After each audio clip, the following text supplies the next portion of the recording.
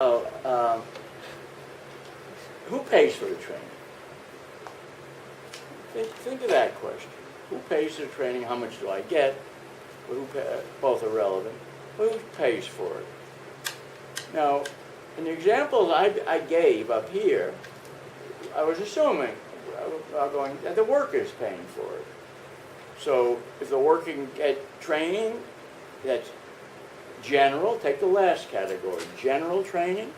The worker gets general training, what happens?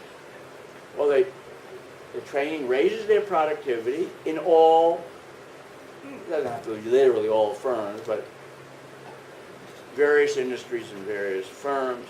And so there'll be, and we have a competitive labor market. They'd be bidding for the trained worker, pay that worker his marginal product, right, in a competitive labor market. And so no firm is going to want to pay for that training, right? So perfectly general training, no firm and a competitive labor market, both are important. Perfectly general and a competitive labor market, the worker has to pay for the training. People say, well, how, you know, it was an old literature. It's just wrong literature, but it was an old literature. It said, look, there's an external, I mean, these bad externality arguments come up constantly. And this was saying, there's an externality because nobody's going to pay for training of a worker in a competitive industry because that worker, once they get trained, they'll be bid away by other firms. So this firm that's offering the training is providing an externality to the other firms that are using it. Common argument, sometimes used to justify, infant industry argument, justify protectionism in order to get training. Well, what would be the answer to that?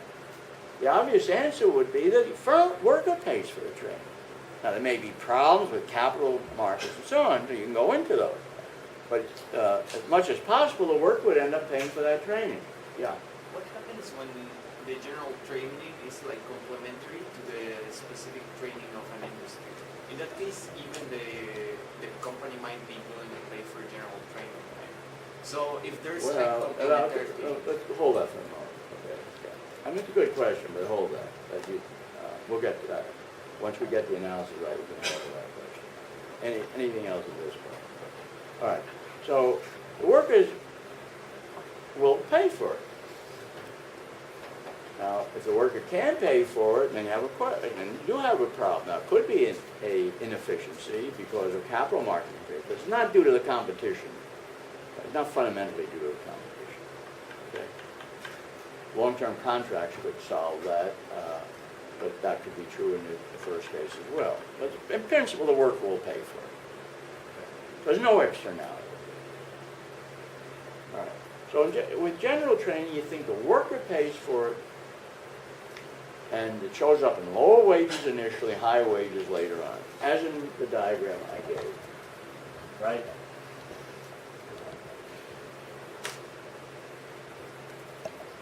The worker pays for it. Get higher earnings later on. Okay? Now let's take the case of industry-specific training. It's useful only to firms in the same industry. It's a competitive industry. Let's start out with two cases. One, it's a competitive industry. You follow me? So what would happen? I feel like the same thing would happen where the worker pays for material increasing wages and costs. Why? Because in an industry specific, when you're investing in industry specific skills, you would another competing firm in the same industry could just bid up their wage because they haven't invested. Yeah, because there are other firms in the industry they will compete for your services when you're skilled, so you'll be getting your equilibrium marginal product. But if you're getting that, that's not any different as long as there are enough, competitors within the industry. As long as it's a competitive industry, that's not any different than the general training. In that dimension, there will be an important dimension in which they'll be different. Anybody?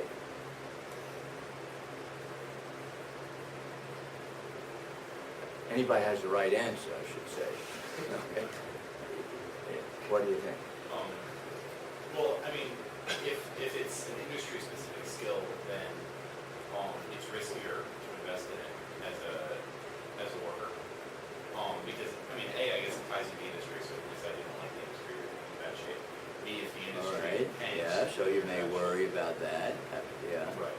Good. The second point is even more important. Yeah, yeah. That if the industry goes down, the decline of the automobile industry, reduction in employment in the automobile industry, cutting of wages, you just can't go to another industry and expect to get the same pay you were getting before.